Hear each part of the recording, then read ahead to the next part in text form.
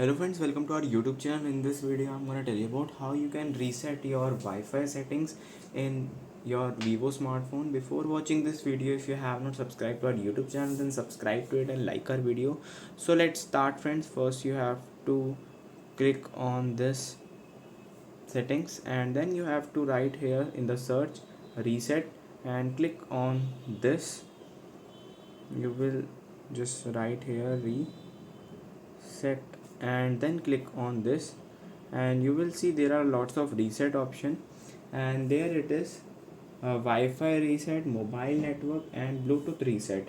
You have to click on it to reset your mobile data settings. Just click on this, click on reset, and mobile data settings has been reset successfully. I hope you like this video. If you like this video, then subscribe to our YouTube channel for more helpful tips and tricks videos. See you next time.